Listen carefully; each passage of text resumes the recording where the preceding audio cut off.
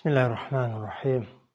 الحمد لله، الصلاة والسلام على رسول الله محمد وآله وصحبه ومن اهتدى بهداه.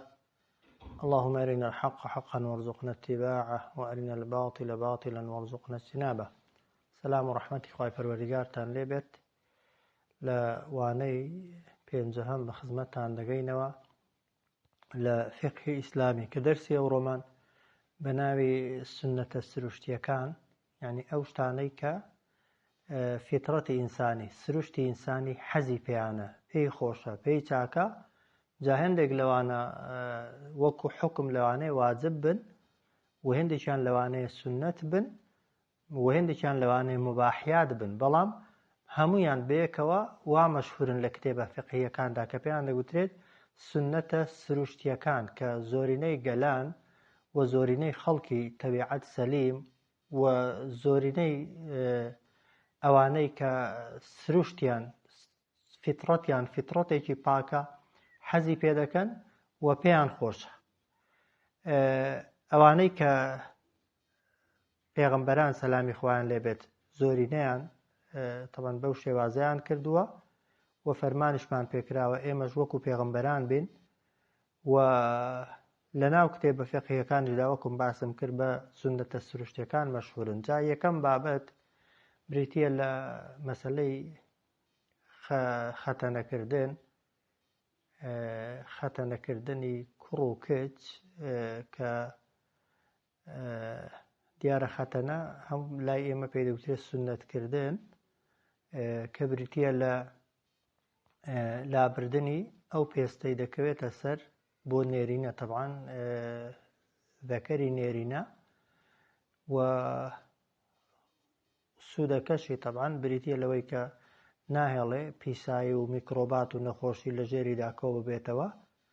و هەروەها یارمەتیدەرێکی باشیشە بۆی نێرینەکە بتوانێت غەریزە جنسیەکانی بە تەواوی جێبەجێ کات و خۆشیان لێ ببینێ. بەنسبەت ئافرەتان و مێینەوە بریتیە لە لابردنی پێستێک کە دەکەوێتە سەر داوێنی ئافرەت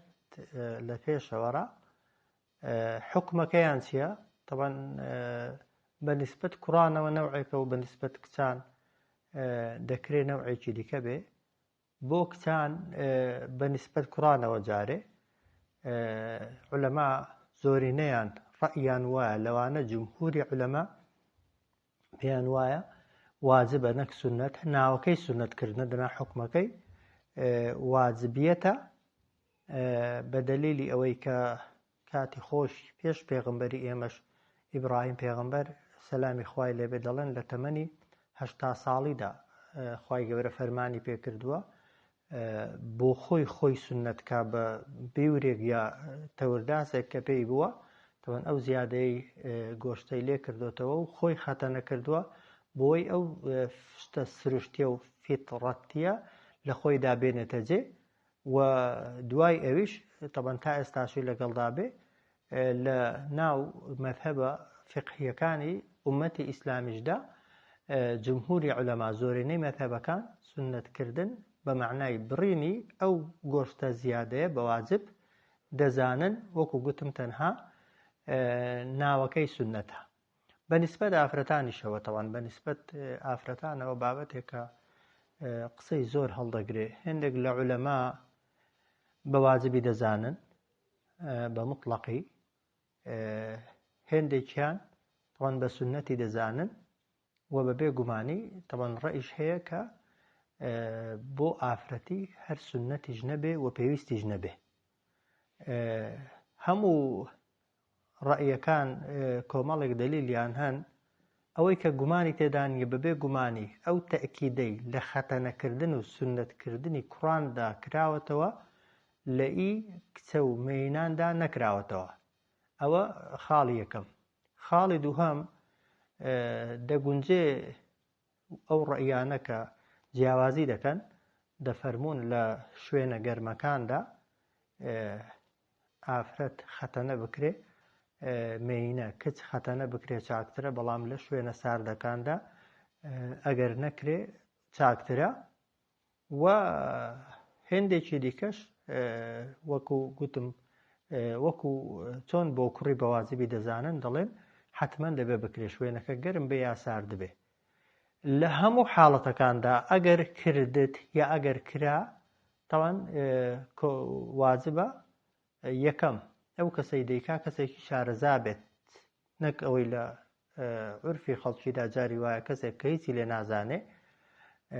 وەک دەڵێ بەبێ شارەزایی دەچێ دەست بە سونەتکردنەکەی دەکات و جاری وایە ئەندامی مێینەی ئافرەتەکە سەقەت دەکا یان ئافرەتەکە مێینەکە کچەکە وا لێ دەکات کە تووشی نەقسی جانبی جنسی ببێت و تا کۆتایی تەمەنی لەوانەیە باجی ئەو حاڵەتەی بدا لە هەموو حاڵەتەکاندا ئەو کەسەی کە ئەگەر کرا دەبێ کەسێکی شارەزاوی کە و پاشان پێغەمبەر صلی الله علیه وسلم لە ناو مەدینەکە بێگومان ئەوان لە شوێنێکی گەرم بوون فەرموویەتی بیان کەن بەڵام ئاگاتان لێی بێت تەنها کەمێکی ببڕن و کەمێکی لێ بکەنەوە بۆیە ئەگەر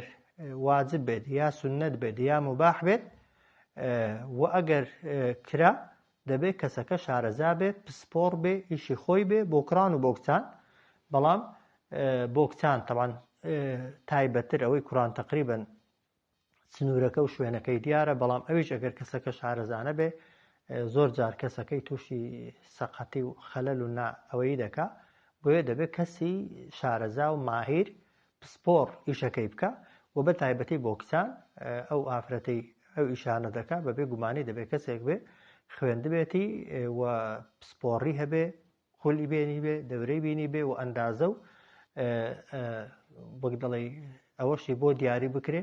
کە چەند دەیبڕێت و چۆن دەیبڕێ ئەوە کەی بکرێ باشە تەمان ئیمامی شافعی پێی وایە لە ڕۆژی حەوتەمدا بکرێ سنەتە ئیمامی شەوکانی دەفەرمێ هیچ کاتێک بۆ سنەتکردنەکە دیاری نەکراوە و دەکرێت لەگەڵ لەلایەکبوونیدا بکرێ دەکرێت ڕۆژی حەوتەم سنەت بکرێ و دەشکرێت تەمەنەکە زۆرتر بێ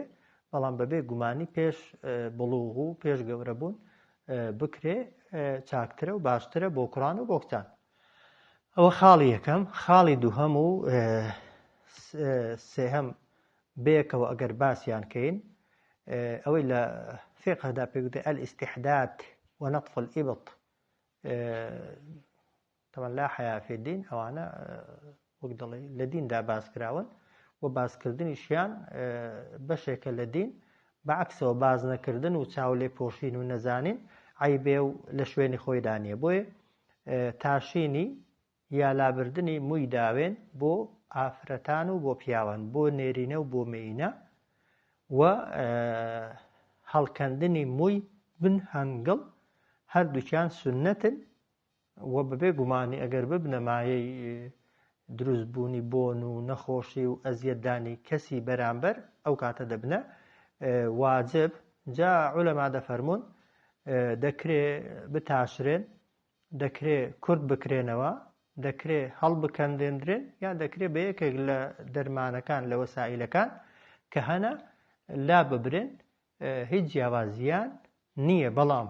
بەبێ گومانی لە حەدیثەکەی پێغەمبەردا صلی الله علیه وسلم کە ئیشارەتی پێکردووە بۆ بنهەنگڵ دەفەرمێ هەڵیکەنن بێگومان هەڵکەندن علمیەنی سەلمێنراوە چاکترە و باشترە و بۆ داوێن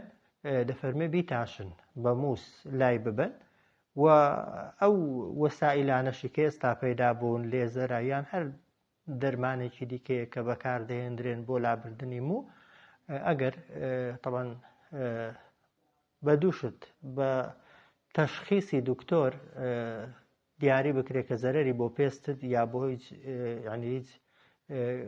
زیانێکی نییە یان بە تەجروبە تاقیدت کردبێتەوە زەرەری پێ نەگەیاندبی بەکارهێنانی هەموو ئەو دەرمانانێکی ئێستا هەنە هەموو ئەو وەسائلانەی هەنە کە بەکاردەهێنرێن بە لێزەریشەوە طبعا بەڵام بە شەرت و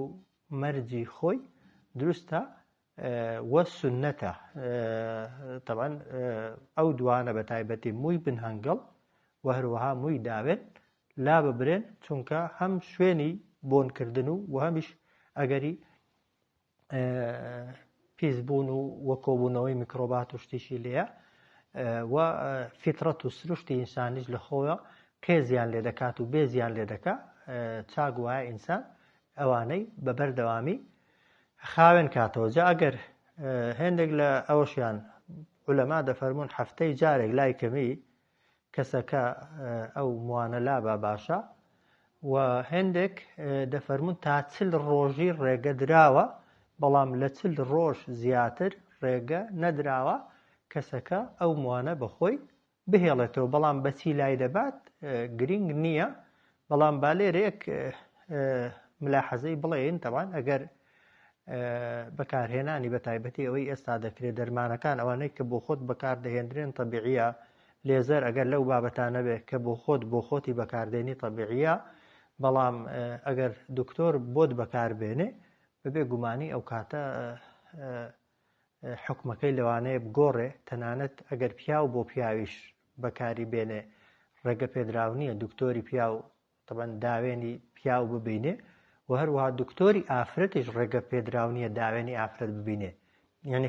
هاوڕەگەزی یەکتریش بۆیان نییە و شوێنانە یەکتری ببن. چ جای ئەوەی کە دروست بێ پیاو بۆ ئافرەتی بکایان ئافرەت بۆ پیاوی بیکە، ئەوانە بەبێ گومان بابەتێکی دیکەنە ئیلا لە حاڵەتێکدا ئەگەر کەسەکە لی ببێت بە نەخۆشی و هیچ چارەیەکی دیکە نەبێ لەوەی کە لە دەسەڵاتی نەبێ بە شتەکانی دیکە لای ببا ئیلا بە لێزەر و بەو دەرمانانە نەبێ بەو شتانە نەبێت کە دکتۆر دەیکە، ئەو کاتە دەچێتە بابی ضرورەت. لەبەر ضرورەتەکە ئەگەر جائز بێ دەنا بە هیچ شێوەیەکی ئەگەر بۆ خۆت بەکاری بێنی دەنابێت نابێت کەس بۆت بەکاربێنێ. خاڵێکی دیکە یان دوو خاڵی دیکە دەکرێت بڵین بەیەکەوە، یەک نینۆکردن و پاشان کورتکردنەوەی سمێڵ و هیشتنەوەی ڕیش. ئەوان ئەگەر تێکەڵیشیان نەکەین، یەکەم نینۆکردن تەبەن نینۆک ئەو زیادەی کە هەمومان دەزانین لەسەر نینۆکی دروست دەبێ لێی گەڕێ چڵک و پیسایی و میکرۆباتی تێدا کۆ دەبێتەوە و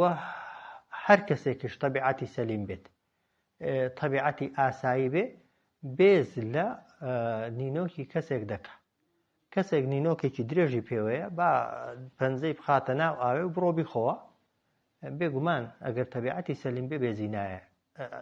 کابانی دەستت لە ئاردێکی ناوە بەڵام بە نینۆکی درێژەوە بێگومان کەسەکە ببینێ قێزی لێ دەکا. ئەتۆ چۆنی بۆ خەڵکیش بۆ تۆ ئاوایە. بۆیە بە سرشت و بە تەبیعەت نینۆک لە مێشک و زیهنی خەڵکیدا لە فیترەتی خەڵکیدا شتێکی پیسە. بۆیە پێویستە ئینسانی ئیماندار هەر کاتێک نینۆکی هات کە بەبێ گومانی لە کەسێکەوە بۆ کەسێکیکە دەگۆڕێت، جاری وایە هیوایە پێویستی لەوانەیە بۆ هەوێ هەفتەی 2 جار نینۆکی بکە، هەشە لەوانەیە بە 2 هەفتە و 3 هەفتە جارێک نینۆکی نەیە. بۆیە نینۆکردن یەکێکی دیکەیە لە پێداویستیەکان و لە سروشتیەکان و پێویستە ئینسانی ئیماندار پابەند بێ پێوە. خاڵێکی دیکە بەنسبەت پیاوانەوە تەوان سمێڵ کورتکردن جا بە شێوازێک جا بەچی کورتی دەکات تەنانەت ئەگە بشی تاشێ هیچ نەهیەکمان نییە لەسەر سمێڵ تاشینێ. ئەگەر ڕیش قسەی لەسەر بێ هەڵدەگرێ، بەڵام سمێڵ تاشین تەنانەت ئەگەر کەسەکە تەواو لاشی ببابی تاشێ یان ئەو وەسائلانە ئێستا هەنە مەکینەی لێدا و سفریکە یان نیوە سفریکە یان بە مەقەست کورتی کاتەوە گرنگ مووی سمێڵی نەکەونە ناو ئاو کاتێک کە دەم بە ئاوەوە دەنێ، یان کاتێک کە خواردن دەخوا خواردنەکە بە سمێڵیەوە نەنووسێت، چونکە ئەوە کەسی بەرامبەر قێزت لێ دەکات و تەبیعەتی ئەزیەت دەدرێ. و موسڵمانیش فەرمانی پێکراوە کە هەم پاک و خاوێن بێت و هەم خۆی لە شتە قێزەون و پیسەکان بپارێزێ و نەبێتە مای ئەزیەتیش بۆ خەڵکی. بۆیە بۆ پیاوان سمێڵ کورتکردن واجبە و بە ئەمریش پێغەمبەر لە فەرمێ صلی الله علیه وسلم سمێڵتان کورتکەنەوە، سمێڵ دەبێ کورت بکرێنەوە. ڕیشیش ئەوە لە شوێنێکی کە دەگەینێ لە ئەوە خاڵی تەمان دەکرێت بڵێن شەشەم پێنجەم و هەروەها هێشتنەوەی ئەوە جارێ با ئەوەی لێگەڕێ سمێڵ بەتەنێ. شێوازی وەکو گوتم لابردنی سمێڵ دیاری نەکراوە، گرنگەوەیە بە شێوازێک بن ئەو سمێڵانە نەخرێنە ناو خواردن و خواردنەوەکات. خاڵی شەشەم هێشتنەوەی ڕیش بەبێ گومانیەکێکی دیکەیە لە شتە سروشتیەکان کە فیتڕەتی ئینسان حەزی پێ دەکا. ئایا جا ڕیش هێشتنەوە واجبە یا سونەتە یا مباحە یا عورفە، ئەو بابەتێکی دیکەیە. بەڵام ئێمە ئێستا باسی سروش دەکەین، سروشتی پیاو، فیتڕەتی پیاو و هەروەها ئافرەتیش بۆ پیاو بێگومانی وەکو پێغەمبەر دەفەرمێ صلی الله علیه وسلم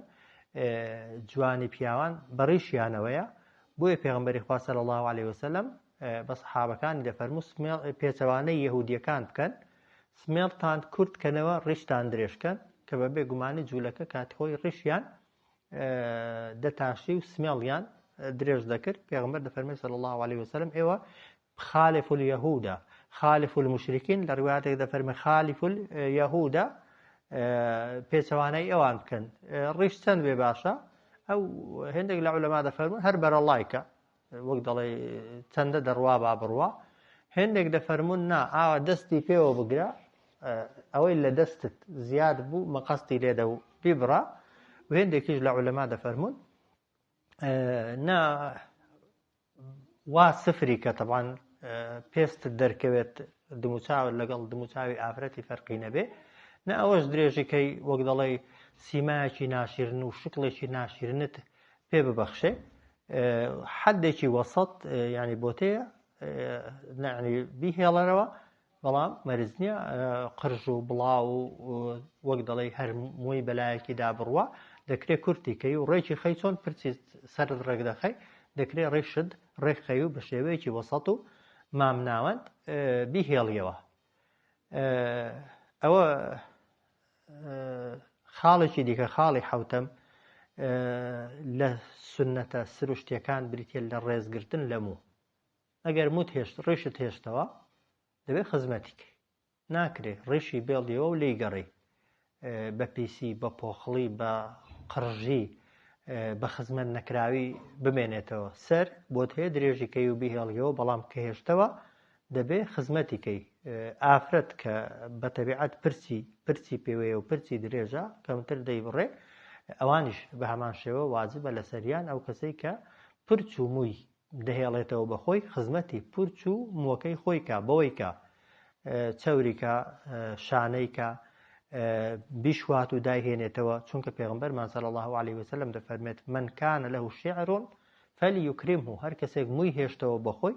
با ڕێزی لە مووەکانی بگرێ. فەرمودەیەک کەمان هەیە عەطا دەفەرمێت پیاوێک هاتە لای پێغەمبەر صلی الله علیه وسلم، پرچی سەری قڕژن بوو و هەروەها ڕیشێکی درێژ و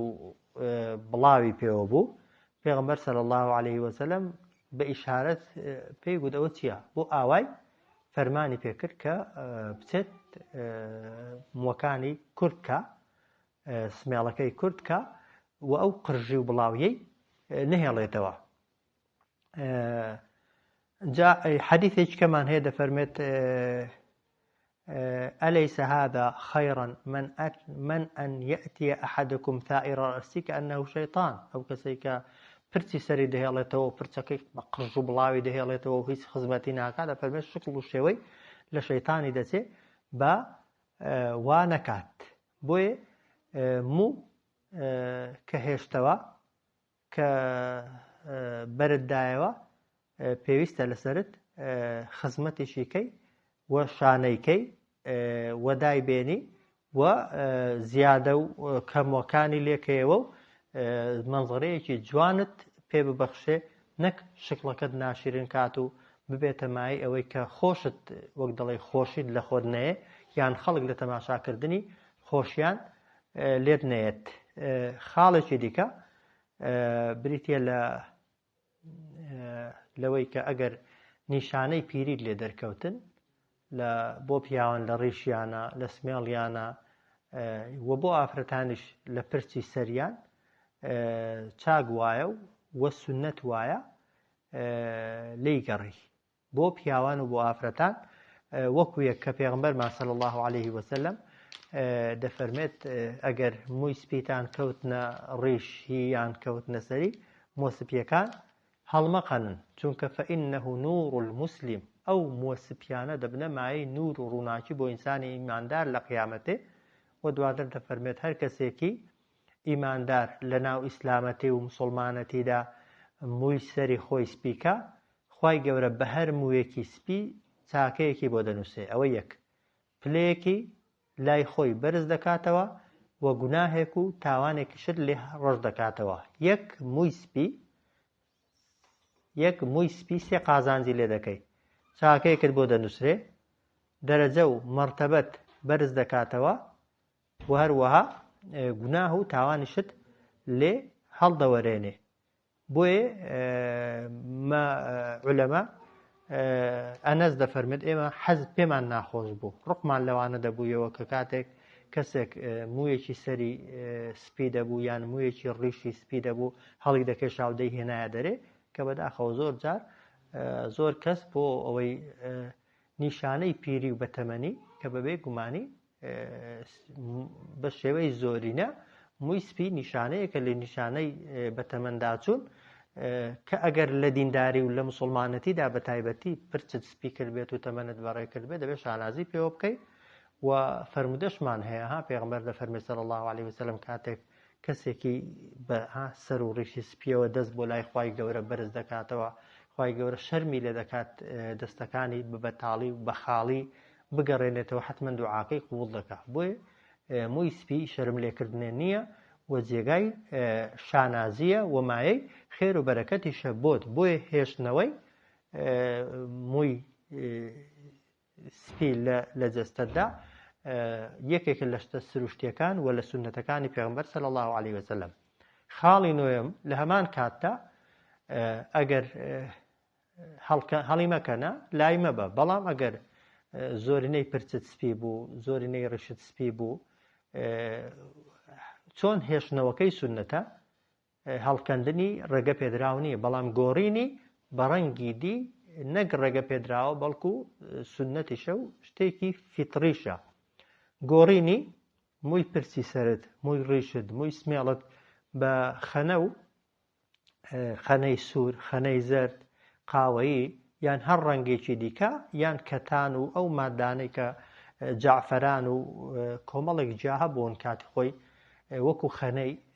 تەمان ڕەنگی قژیان پێکراوە هەموو ڕەنگەکان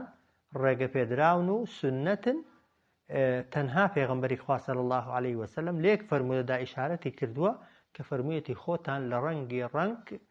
لە ڕەنگی ڕەش بپارێزن بە ڕەنگی ڕەش مەیکەن جا ئێستا با لێمان تێکەڵ نەبێ تەوان بۆیەکردنی پرچ و سمێڵ و ڕیش بەوانەی کە بۆیەن دەبنە وەک دەڵێ قەبارە بەسەر موویەوە نازانم ناوە ئەوەکەی چی پێ دەڵێن ئەوەی کە پێی بگوترێ بۆیە و ببێتە پێست لەسەر مووی منعی ئاو بکە ئەوە ڕەنگی هەرچیەک بێت بەکارهێنانی حرامە چونکە نەدەستنوێژت بۆ هەڵدەگیرێت و نە ئەگەر خۆشتنت کەوتە سەرێ خۆشتنەکەت لەسەر لا دەسێ و بە تایبەتیش بۆ خوشکان ئاگاتان لێی بێ ئەو بۆیەی کە لە نینۆکی دەدرێت بەڵێ ناڵێن لێدانی حرامە بەڵام لابردنی وازبە لە کاتی دەستنوێژ و ئەو کاتی خۆشتنت دەکەوێتە سەرێ نینۆکت بۆیەی پێوە بێ دەستنوێژت بەرنەکەوتووە دڵنیا بە خۆشتنت لەسەر لا نەچووە بۆ پرچیش بە هەمان شێوە ئەگەر ئەوەی پرچی پێڕەنگ دەکرێت بۆیە بێت نازام ناوە ئەوەکەی چیە هێندێکیان بۆیەنە حەجمن قەبارەن دەستی پێدابێنە تەمان دەتوانێت لەگەڵ مۆکەی لەیەکیان جیاکەیەوە بەڵام خەنە و شامپۆ و ئەو ڕەنگانێکی ئێستا هەنە کە لەگەڵ پێست لەگەڵ مووی تێکەڵ دەبن و بە مروری زەمن وەک دەڵێ شوێنەواری ئەوەکەی ڕەنگەکەی نامێنێ ئەوانە نەک ڕێگە پێدراون بەڵکو سنەتیشن بە تایبەتی ئەگەر ڕەنگەکە سوور بێت زەرد بێت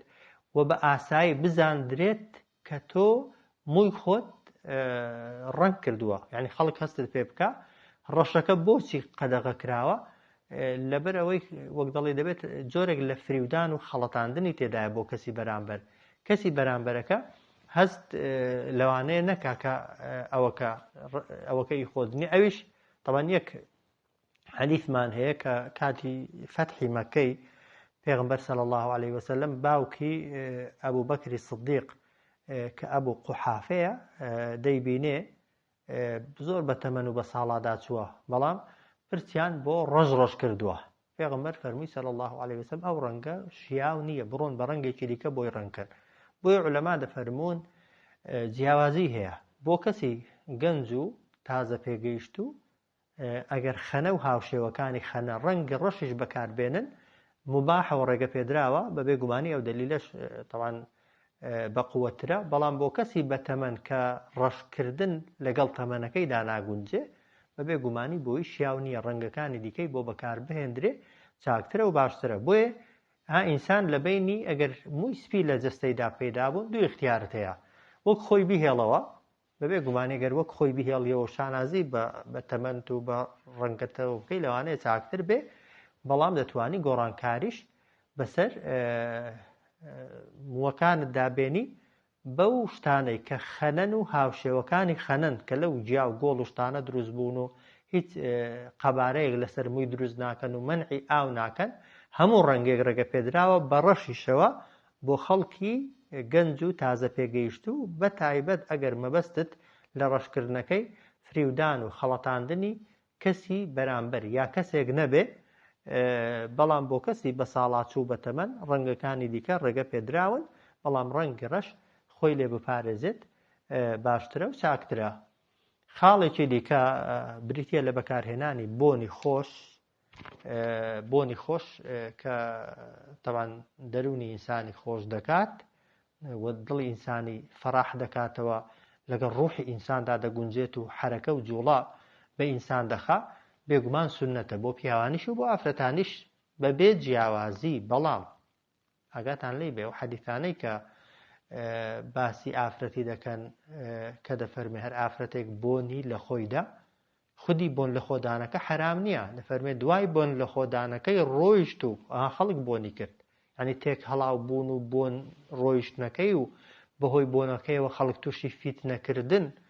تەبەن گوناهەکەی دروست دەکات نەک خودی بۆن لە خۆدانەکە تەنها بۆ ئافرەتانیش لەگەڵ هاوجنسەکانی خۆی لەگەڵ ئافرەتان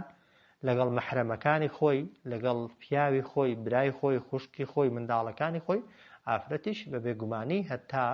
بۆی بکرێ بۆنی خۆش بەکاربێنێت ڕێگە پێدراوە و سونەتە و یەکێکە لەو شتانەی کە پێغەمبەری خوا صلی الله عليه وسلم بەکاری هێناوە وەش دەشفەرمێت هەر کەسێک بۆنی بۆ ڕاگرتن قەت بۆنی ڕەت مەکەنەوە فإنه خفيف المحمل طيب الرائحة چونکە هەڵگرتنی ئاسانە و بۆنەکەشی بۆنیشی خۆشە و حەدیثی دیکەیە پێغەمبەر دەفەرمێ حبب إلي من الدنيا خۆشەویست کراوە لای من پێغەمبەری خوا صلی الله عليه وسلم ئەو شتانە النساء ئافرەت لە دنیادا ئافرەتم خۆش دەوێت بێگومان خۆشویستنی ئافرەت شتێکی ڕێگە پێدراوە مەبەستمان خۆشەویستی سروشتی و طبیعی و نەک ئەوەی سنوور بەزاننی تێدەکەوێت وهروەها بۆنی خۆش وهروەها دەفەرمێت بینایی چاوەکانیش و ئەوەی کە چاویش و دڵیشم ڕووناک دەکاتەوە بریتە لە نوێش لە دنیادا ئافرەتم خۆش دەوێت ئافرەتی تەمان ئەوەی کە حەڵاڵی خۆیەتی یان دەگونجێت بە شێوەیەکی گشتی جنسی ئافرەتی خۆش بووێ بەوەی کە پێی مەخلوقێکی نەرم و چاک و باش بن و بۆنی خۆش پێغەمبەر حەزی لێ بووە و پێی خۆش بووە و نوێژیش تەوان کە پێغەمبەری خوا صلی الله عليه وسلم زۆر دڵی خۆش بووە بۆیە بۆنی خۆش هەر بۆنێک بێ کە پێغەمبەر صلی الله عليه وسلم زۆرتر بۆنی میسکی بەکارهێناوە و دەفەرمێ چاکترینی بۆنەکانە هەرچەندە ئەوەی کە ناوی میسکە ئێستا لەوانەیە میسکی حەقیقی نەبێ بەڵام بەبێ گومانی ئەویشیان میسک بێیان هەر بۆنێکی دیکە بێت شتێکی سنەتە و یەکێکە لەو شتانەی فیترەتی ئینسان حەزی لێ دەکات و پێی خۆشە وەکو گوتم بۆ پیاوانیش و بۆ ئافرەتانیش سنەتە بەڵام بۆ ئافرەتان طبعا نابێ ئەو کاتانە بەکاری بێنن کە دەستنە دەرەوە و تێکەڵ بە پیاوان دەبن چونکە بەبێ گومانی بەهۆی بۆنەوە سرنجی چاوی پیاوان بەلای خۆیاندا ڕادەکێشن و گوناهەکە لەوێەوە دروست دەبێ و بۆ پیاویش بە هەمان شێوەیە پیاوێکیش ئەگەر دڵنیا بێلەوەی ئەگەر بۆنی لە خۆیدا چوویە لای ئافرەتانەوە بەهۆیەوە ئافرەت پێی تووشی فیتنە دەبن ئەو کاتە بۆ پیاوی شەر دەبێتە حرام بەڵام بەبێ گومانی سروشتی پیاو وایە ئەسڵەوەی پیاو لە دەرێ بێت پیاو هەمیشە ماندوو بێ عرەقکە بۆنی بۆ دروست بێت بەهۆی بۆ نەخۆشەکەیەوە کافرەت تەبەنە لەسەرەتی بڕواتە دەرێ و هەمیشەش پێستی ئافرەت وەک دەڵێ بێ بۆنترە لە ئەوەکان بۆیە زۆرتر وەک دەڵێ تەکید لەسەر پیاوی کراوەتەوە پیاو زۆرتر پێویستی بە بەکارهێنانی بۆنە تا بۆ ناخۆشەکەی نەهێڵێ ئافرەت ئەگەر بۆنیش بەکار نەهێنێ بە سروشتی خۆی بۆنی لەوانەیە لای کەمی بۆنی ناخۆشی نییە وەکو گوتم ئەگەر لە ماڵی خۆشیدا یا لە ناو ئافرەتاندا بوو یا لە شوێنێک بوو کە هیچ کەس بەهۆیەوە تووشی فیتنە نەبوون بێگومان بۆن بۆ ئافرەتیش شتێکی نەگەڕێگە پێدراوە و سنەتە و یەکێکە لە عیبادەتەکان ئەگەر ئینسان بە نیەتی سنەت بوون و بە نیەتی وەک دەڵێ جێبەجێکردنی فەرمودەی پێغەمبەری خوا صلی الله علیه وسلم ئەنجامیاندا ئەوانە کۆمەڵێک خاڵی تێکهەڵن کە وەکو باسمان کرد ئەوانە پێیان دەوترێت سنەتە سروشتیەکان شتانێکن لەگەڵ فیترەتی ئینساندا دێنەوە جا هێندێکیان واجبن و هێندێکیان سنەتن بەڵام واجب بن یا سنەت بن بەبێ گومانی ئینسان ئەگەر بەنیەتی باش و چاک و خواپەرستی پیانەوە پابند بوو ئەو کاتە بۆی دەبنە بە عیبادەت و بۆی دەبن بە خواپەرستی ئەوانە کۆمەڵێک بابەت بوون تا ئێستا باسمان کردوون کە لە هەموو کتێبێکی فقهیدا دەبێت ئەو هەنگاوانە ببڕین ئەو جار لەمە دووە و لە دەرسی داهاتووە پشتیوان بەخوای پەروەردیگار دەچینە سەر دەستنوێژ و شێوەی هەڵگرتنی دواتر ئەحکامەکانی دیکە یەک لە دوای یەک ئەوەندەی خوای گەورە تەمەنماندا باسییان دەکەین خوای گەورە هەمولایەکتان و هەمولایەکمان مەوفەق و سەرکەوتو کات و خوای گەورە لە گوناهی من و ئێوەش خۆش بێت و خوای گەورە ئیسلاحی حاڵمان کات لە دینی خۆی شارەزامان کا و جارێکی دیکەش با ئەو ملاحەزەیە بڵێمەوە بابەتی فقهی مەجالی خلاف و ڕاجیاییان تێدایە بۆی ئەگەر یەکێکتان شتێک لەوەی من گوتومە پێچەوانە بیست بووی ئاساییە و ئەگەر